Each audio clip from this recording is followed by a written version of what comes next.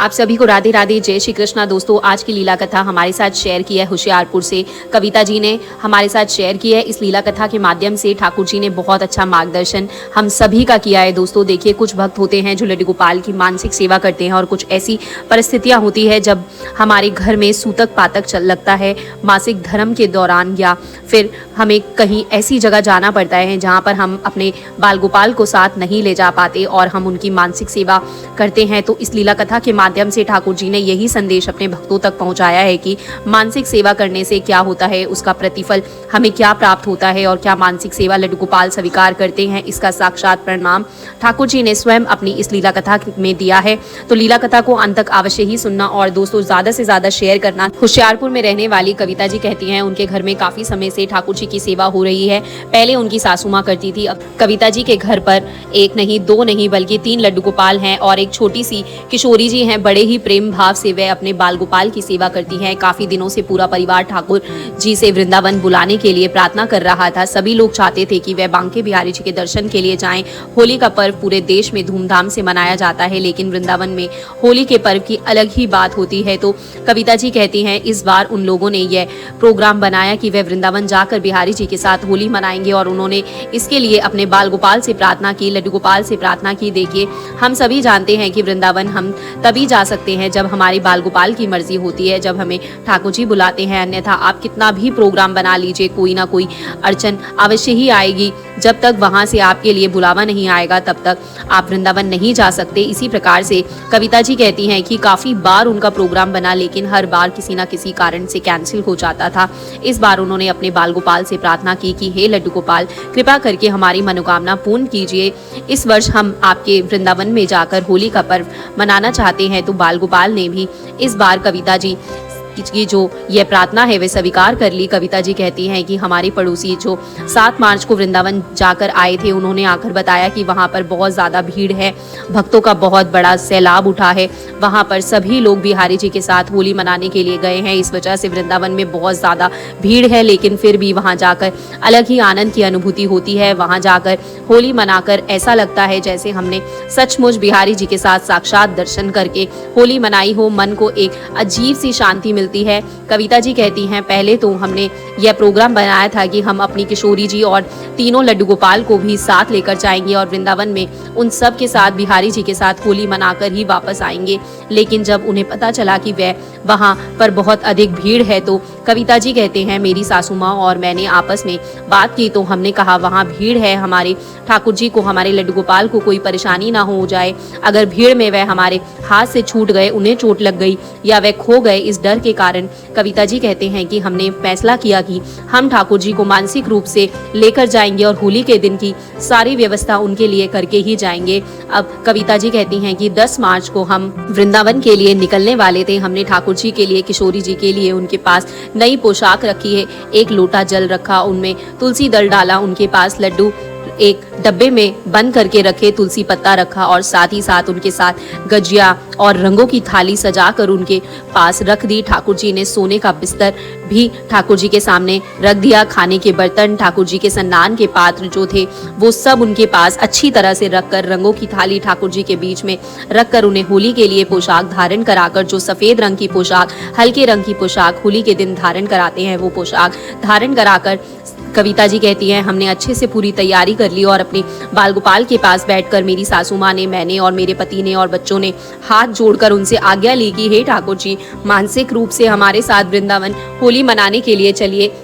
कविता जी कहती हैं कि हमारा भाव सिर्फ इतना सा था कि हम ठाकुर जी के विग्रह को अगर ट्रेन में अपने साथ लेकर जाएंगे तो बहुत ज़्यादा भीड़ है, उन्हें परेशानी होगी, इसलिए हमने मानसिक रूप से ठाकुर जी को साथ ले जाना ही उचित समझा। ठाकुर जी से लड्डू गोपाल से आज्ञा लेने के पश्चात कविता जी कहती हैं कि हम सब लोग वृंदावन के लिए निकल गए। अब वृंदावन पहुंचकर वहां पर हमने बिहारी जी के दर्शन किए। वहां पर जोरों शोरों से होली की तैयारियां चल रही थी, भीड़ बहुत ज़्यादा थी, लेकिन फिर भी वहां जाकर जो प्रसन्नता की अनुभूति हो रही थी वे शब्दों में बयान नहीं की जा सकती। जितना आनंद वहां पर आ रहा था, ऐसा लग रहा था मानो लड्डू गोपाल ने हमें साक्षात वैकुंठ धाम भेज दिया हो। वहां की बात ही निराली है। वहाँ पर जाने के पश्चात वापस आने का मन ही नहीं करता। वहाँ जाकर जब होली की रौनक देखी, होली का त्योहार का जो प्रोग्राम चल रहे थे वह देखे, वहाँ पर तैयारियाँ देखी, उन सबको देखकर कविता जी कहती हैं मैंने मन ही मन मुझे अपने बाल गोपाल की बहुत याद आ रही थी, लेकिन रास्ते में हमें बहुत ज़्यादा परेशानी हो रही थी। इस वजह से मैंने सोचा कि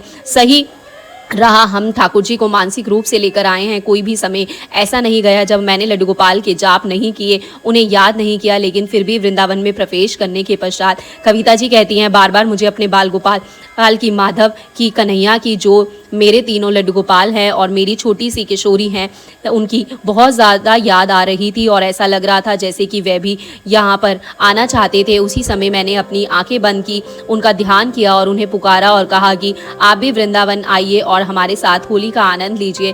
देखिए आपके वृंदावन में कितने धूमधाम से होली खेली जा रही है। कविता जी कहती हैं कि बांके बिहारी जी के दर्शन करने के पश्चात वहाँ पर जब हमने होली का उत्सव मनाना शुरू किया, हमने वहाँ पर होली खेलना प्रारंभ किया, उस समय मेरी आंखों में भाव के आंसू आ गए कि ठाकुर जी ने हमें इतना बड़ा सौभाग्य प्रदान किया, अपने धाम पर बुलाया, हमें अपने साथ होली खेलने का अवसर प्रदान किया। और ऐसे में मैं अपने लड्डू गोपाल को साथ लेकर नहीं आ पाई, मैं उन्हें मानसिक रूप से ही लेकर आई हूँ। तभी वह कहती हैं कि भाव के आंसू आ रहे थे तो मेरे सासू माँ ने कहा कि तू चिंता मत कर, वो तेरे साथ ही हैं, भले ही विग्र रूप में तू उन्हें लेकर नहीं आई है, लेकिन ठाकुर जी तेरे साथ ही आए हैं। अपनी आंखें बंद कर, उनका ध्यान कर और सबसे पहले उन्हें गुलाल लगा, उन्हें रंग लगा, उसके पश्चात होली खेलना प्रारंभ करना। अब कविता जी कहती हैं मैंने अपनी दोनों आंखें बंद की, अपने कन्हैया को, अपने गोपाल को और अपने माधव किशोरी जी को पुकारा, अपने हाथों से प्रेम रूप से, मानसिक रूप से उन्हें रंग लगाया, फिर उनको भोग लगाया। उसके पश्चात ही मैंने होली खेलना प्रारंभ किया और प्रसाद पाया। जब भी हम कुछ खाते थे उसी समय कविता जी कहती है मैं अपने बाल गोपाल का ध्यान करके, किशोरी जी का ध्यान करके उन्हें भी उस समय भोग लगाती थी। जब हम सोने के लिए, विश्राम के लिए जाते थे तो मानसिक रूप से मैं उन्हें विश्राम भी कराती थी। होली के दिन हमने खूब ही आनंद के साथ वहाँ पर होली का पर्व मनाया। बिहारी जी के मंदिर में बड़े धूमधाम से होली खेली और बार बार अपनी किशोरी, माधव, गोपाल और कन्हैया को पुकारती रही। ऐसा लग रहा था जैसे सचमुच वो मेरे साथ ही हैं, लेकिन एक तरफ मन में यह भी शंका हो रही थी क्या इस प्रकार से वह मानसिक सेवा स्वीकार कर रहे हैं, क्या मेरे माधव, गोपाल, मेरे कन्हैया, मेरी किशोरी जी, क्या वो मुझे प्रसन्न है? ऐसा तो नहीं कि मैं यहाँ पर आकर होली का पर्व मना रही हूँ और वहाँ पर मेरे ठाकुर जी, मेरे बाल गोपाल, मेरे कृष्ण कन्हैया मुझसे नाराज होकर, रूठ कर, मुझसे रुष्ट होकर मेरे घर से चले ना जाएं। ऐसे शंका भी मन में आ रही थी। देखिए हमारा मन बहुत विचलित रहता है, तरह तरह के भाव हमारे मन में आते हैं। उसी प्रकार से कविता जी कहती हैं मेरे मन में भी दो भाव प्रकट हो रहे थे। पहला भाव यह था कि मुझे लग रहा था कि मेरे माधव, कन्हैया और किशोरी जी, मेरे लड्डू गोपाल मेरे साथ यहीं पर विराजमान हैं और होली का आनंद ले रहे हैं। दूसरी तरफ मन में शंका हो रही थी कि हम इतनी धूमधाम से होली का पर्व मना रहे हैं, लेकिन ठाकुर जी वहाँ घर में अकेले बैठे हैं, कहीं वह नाराज ना हो जाए, कहीं वह रुष्ट होकर घर से चले ना जाए। मन में दो तरह के भाव प्रकट हो रहे थे। अब वह कहती है कि उसी समय एक बड़ा ही सुंदर सा बच्चा मेरे पास आया। उसने धोती कुर्ता पहने हुए था, पगड़ी पहने हुआ था और सिर पर मोर मुकुट लगाए हुआ था। आकर बड़े प्रेम के साथ उसने मुझे रंग लगा दिया। जैसे ही उसने मुझे रंग लगाया तो मैंने भी उसे प्रेम से पकड़कर उसके गालों पर रंग लगाना शुरू किया और उसको, कविता जी कहती हैं कि उसको छूते ही मुझे एक अलग सा करंट लगा, एक अलग सी अनुभूति हुई। ऐसा लगा मानो स्वयं साक्षात बिहारी जी उस बच्चे को का रूप धारण करके मेरे पास आए हो। मैंने फिर से उस बच्चे को रंग लगाया तो मेरे पूरे शरीर में एक झंझनाहट सी हुई। मैंने तुरंत से उस बच्चे के जो चरण थे उन चरणों में गुलाल लगाया और फिर अपने माथे से लगाया और जैसे ही मैं उसके चरणों में गुलाल लगाकर खड़ी हुई, कविता जी कहती हैं कि मेरे खड़े होते ही अचानक से वो बच्चा कहीं पर गायब हो गया, मुझे कहीं नहीं दिखाई दिया। मैं विचलित होकर इधर उधर ढूंढने लगी। तब मेरी सासू माँ ने कहा कि क्या हुआ, तो मैंने उन्हें बताया अभी अभी जो बच्चा आया था मैंने उसके चरणों में गुलाल लगाया, उसने देखो मेरे गुलाल पर गुलाल लगाया, वो दिखाई नहीं दे रहा। उसकी अलग सी अनुभूति थी, उसका मुख बड़ा चंचल था, बड़ा ही प्यारा था। तो जो कविता जी की सासू माँ थी वह मुस्कुराने लगी और कहने लगी, अरे पगली, यहाँ पर तो सिर्फ हमारे बच्चे हैं और इतनी भीड़ है, इतनी भीड़ में भला कोई बच्चा तुम्हारे पास कैसे आएगा? तुझे कोई वहम हुआ होगा, तू आंखें बंद करके अपने बाल गोपाल को याद कर रही है तो तुझे कोई अनुभूति हुई होगी। तभी कविता जी कहती है कि मैं अब उन्हें कैसे बताती कि वह कोई अनुभूति नहीं थी, साथ साथ मैंने ठाकुर जी को देखा था, क्योंकि कोई इस तरह से बातों पर विश्वास नहीं करता। और कविता जी कहने लगी कि हो सकता है कि मुझे वहम हुआ हो, लेकिन वह जानती थी कि वह बाल गोपाल को लेकर, अपने माधव कन्हैया को लेकर विचलित हो रही थी। उनके मन में भाव आ रहे थे, आंखों में आंसू आ रहे थे, इसीलिए शायद ठाकुर जी उन्हें संकेत देना चाहते थे कि वह प्रसन्न है, वह नाराज नहीं है। अब वह कहती हैं कि जब मुझे यह संकेत मिला और मुझे ठाकुर जी के इस प्रकार से दर्शन हुए तो मेरा मन एकदम से शांत हो गया और मैंने ही बड़े ही धूमधाम और प्रेम भाव से वहां पर होली का त्योहार मनाया। अब कविता जी कहती हैं कि जब हम घर वापस लौटे तो मैं सबसे पहले अपने बाल गोपाल के पास जाकर उन्हें प्रणाम करके उनके लिए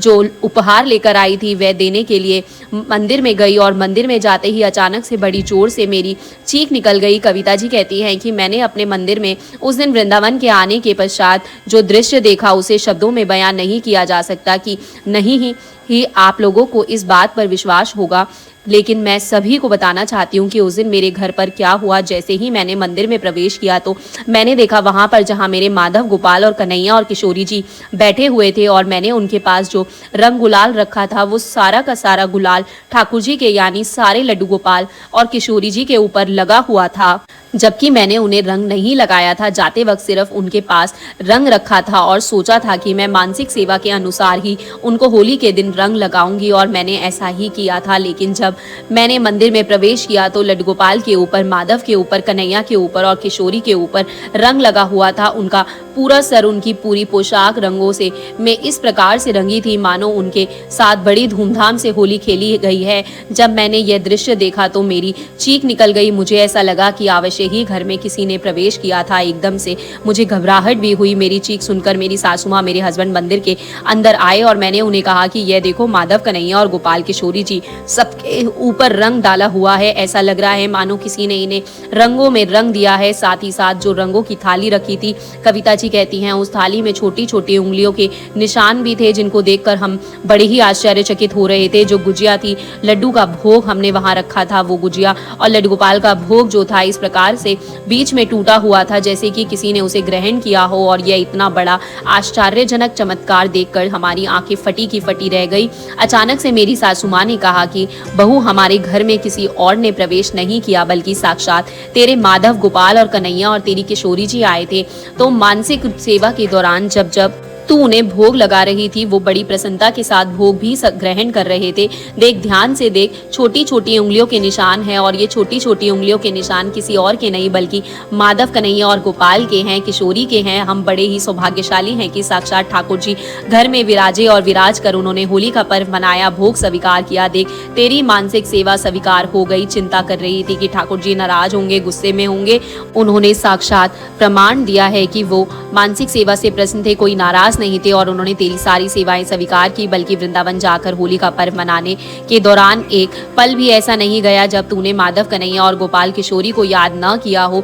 बार बार तू उन्हें याद कर रही थी, समय समय पर उन्हें भोग लगा रही थी, समय समय पर उन्हें रंग गुलाल लगा रही थी, समय समय पर विश्राम करा रही थी, स्नान करा रही थी तू वृंदावन में। लेकिन तेरा मन तेरे गोपाल, कन्हैया, माधव और किशोरी में पड़ा हुआ था, और वे ही हर पल तेरे साथ थे। उन्होंने साक्षात प्रणाम दे दिया है। कविता जी कहती हैं कि इतना बड़ा चमत्कार अपने जीवन में देखकर मैं अपने आप पर जो है कंट्रोल नहीं कर पाई। मेरी आंखों से जो आंसू बहने लगे, मुझे विश्वास नहीं हो रहा था कि ठाकुर जी क्या सचमुच मेरे घर में पधारे थे। ठाकुर जी ने सचमुच मेरी पूजा स्वीकार की और उन्होंने इस प्रकार से होली का पर्व मनाया। शब्दों में बयान नहीं किया जा सकता कि उस समय मुझे क्या महसूस हो रहा था। कविता जी कहती हैं कि स्वयं ठाकुर जी ने प्रमाण दिया कि अगर हम सच्चे भाव से, सच्ची नियत के साथ, उन्हें पूरे श्रद्धा प्रेम के साथ कहीं पर भी होते हैं और मानसिक रूप से हम उनकी सेवा करते हैं तो सिर्फ भाव मायने रखता है और वह प्रेम पूर्वक हमारी पूजा को स्वीकार भी करते हैं।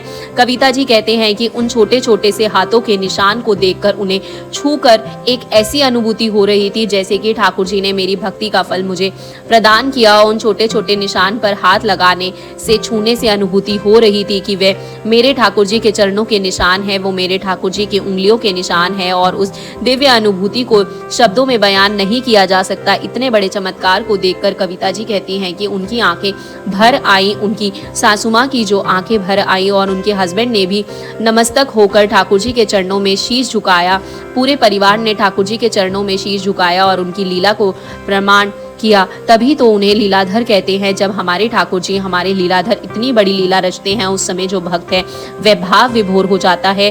कविता जी की आंखों से आंसू नहीं रुक रहे थे। कविता जी कहती हैं कि जब हमारे घर में ठाकुर जी का यह चमत्कार हुआ तो मैं अपने आप को रोक नहीं पाई। मैं चाहती थी मेरे ठाकुर जी, मेरे बाल गोपाल की ये लीला सभी भक्तों तक पहुंचे। भक्त मन में शंका करते हैं कि क्या ठाकुर जी हमारी मानसिक सेवा को स्वीकार करते हैं। जिन भक्तों के मन में शंका होती है कहीं ठाकुर जी मानसिक सेवा जाप करने से, मानसिक सेवा करने से नाराज ना हो जाएं, कहीं ठाकुर जी भूखे ना रह जाए, तो उन सब भक्तों के लिए संयम ठाकुर जी ने यह मार्गदर्शन भी किया है कि अगर हम किसी परिस्थिति के कारण उनके लिए सब बंदोबस्त करके उन्हें मानसिक सेवा देते हैं तो वो हमारे सभी भाव को समझते हैं, हमारी मजबूरी को भी समझते हैं और प्रेम पूर्वक उस वक्त पर वह हमारी मानसिक सेवा स्वीकार करते हैं, प्रसन्न रहते हैं, नाराज नहीं होते, क्योंकि उनके लिए भाव ज़्यादा मायने रखते हैं। हम हर समय अपने ठाकुर जी से मानसिक रूप से जुड़े रहते हैं। जब हम खाना पाते हैं उस समय हमें अपने ठाकुर जी को याद आती है, हम सब स्नान करते हैं, विश्राम करते हैं, हर समय हमारे मन में हमारे कन्हैया, हमारे बाल गोपाल की छवि रहती है, उनका मन में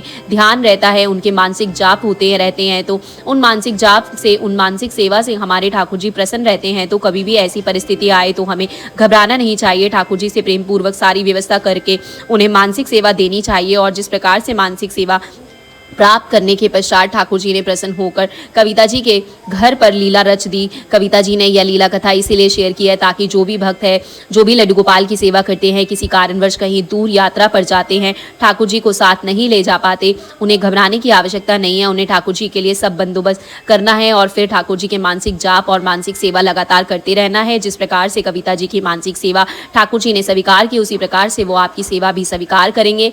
हर समय वह मानसिक रूप से आपके साथ रहेंगे। वृंदावन में छोटे से बच्चे का कविता जी के पास आना, उन्हें रंग लगाना, यह प्रमाण है इस बात का कि ठाकुर जी वहाँ पर भी उनके साथ साक्षात रूप में विराजमान थे। घर पर रंगों का विग्रह पर लगे होना, रंगों की थाली में हाथों और पैरों के निशान होना और भोग की थाली में सभी भोग का जो है अलग अलग पड़े हुए दिखाई देना, यह साक्षात प्रणाम है कि स्वयं ठाकुर जी ने ही भोग लगाया, स्वयं ठाकुर जी ने ही होली खेली। दोस्तों, अगर आपको भी यह लगता है कि कमेंट बॉक्स में अपनी राय अवश्य बताना। क्या आपको लगता है कि जो छोटे से बच्चे के दर्शन हुए थे वे स्वयं ठाकुर जी ही थे? क्या थाली में जिन हाथों और पैरों के निशान थे कविता जी को मिले वो उनके लड्डू गोपाल के ही थे? अगर आप विश्वास करते हो, आपको भी यही लगता है, तो कमेंट बॉक्स में अवश्य बताना। अगर आपको वीडियो अच्छी लगी हो तो वीडियो को लाइक और शेयर जरूर करना, कमेंट जरूर करिएगा। अगर कुछ भी विचार ना हो तो आप भगवान जी का नाम ही लिख देना। राधे राधे, जय श्री कृष्णा। और अगर आप इस चैनल पर पहली बार वीडियो देख रहे हैं तो प्लीज़ चैनल को सब्सक्राइब कर दीजिएगा। अब मैं आपके लिए अगले दिन लेकर आऊँगी एक और लीला कथा अपने सभी प्यारे लड्डू गोपाल भक्तों के लिए। फिलहाल अभी आप सभी को मेरी तरफ से राधे राधे, जय श्री कृष्णा दोस्तों।